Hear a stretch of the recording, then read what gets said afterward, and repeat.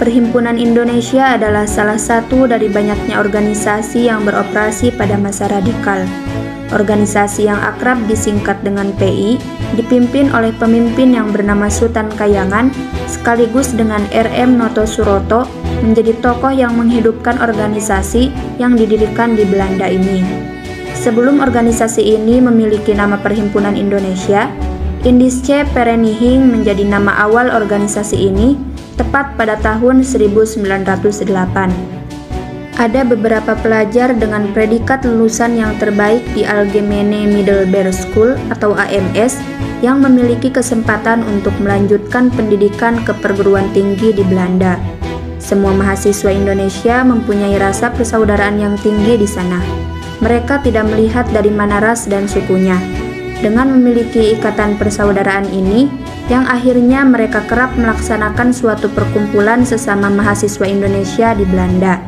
Saat mereka melakukan perkumpulan, tentu yang menjadi bahan obrolan yaitu keinginan Indonesia menjadi negara yang bebas dari penjajahan. Maka dari itu, mereka termotivasi untuk membangun suatu organisasi perkumpulan. Pada tanggal 5 November 1908, dibentuklah sebuah organisasi yang diberi nama Indische Vereniging. Organisasi ini dipimpin oleh seorang mahasiswa dari sekolah perguruan tinggi di Haarlem, yaitu Sutan Casayangan, yang memimpin dari tahun 1908 sampai 1914. Selain Sutan Casayangan, pendiri organisasi Indische Vereniging antara lain yaitu Noto Suroto, Sosrokartono, Husein Djadjadiningrat, Noto Diningrat, Dr. Apitulei, dan Sumitro Kolopaking. Saat organisasi ini dipimpin oleh Herman Kartowisastro, tepat pada tahun 1922, organisasi Indische Vereniging berganti nama menjadi Indonesische Vereniging.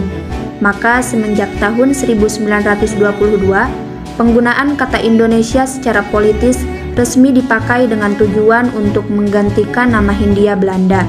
Semenjak organisasi ini berganti nama, organisasi ini menjadi semakin interis berurusan dengan hal-hal yang berbau politik.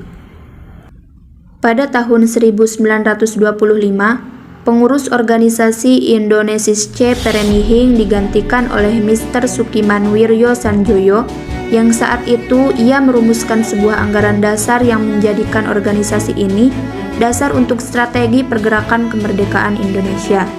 Dengan diberlakukannya anggaran tersebut, tahun 1925, organisasi Indonesische Vereniging berganti nama yaitu menjadi Perhimpunan Indonesia atau PI. Pada tahun 1925, Perhimpunan Indonesia mengalami perubahan orientasi dari organisasi sosial menjadi lebih berfokus pada politik. Mahasiswa Indonesia yang tergabung dalam organisasi ini mulai aktif terlibat dalam politik internasional sebagai respon terhadap situasi kolonial Belanda di Indonesia. Mereka menggunakan forum internasional untuk menyebarkan isu-isu kemerdekaan Indonesia.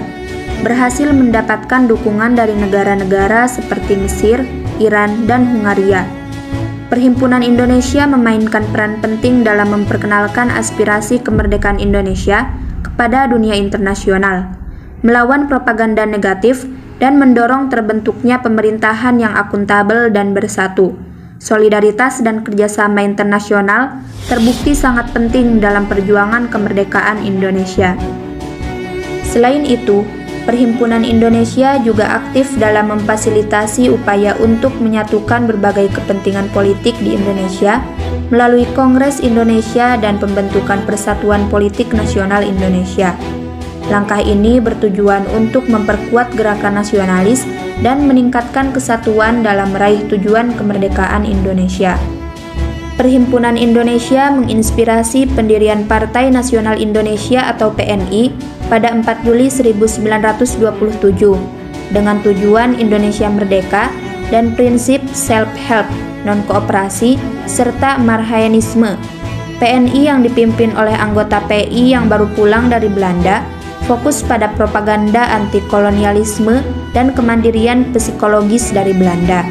Meskipun programnya mencakup berbagai aspek sosial ekonomi, Fokus utama tetap pada kesadaran nasional dan orientasi politik anti-kolonial. Mahasiswa yang aktif sebagai anggota Perhimpunan Indonesia di Belanda memainkan peran penting dalam pendirian PNI di Indonesia sebagai wadah perjuangan untuk meraih kemerdekaan. Hal ini memiliki dampak signifikan pada pergerakan nasional Indonesia, menciptakan kesatuan dan kesadaran akan pentingnya kemerdekaan dari penjajahan. Strategi non-kooperatif, menolak kerjasama, dan prinsip self-help mendorong diri sendiri menjadi landasan untuk memperjuangkan kemerdekaan tanah air tanpa ketergantungan pada pihak penjajah.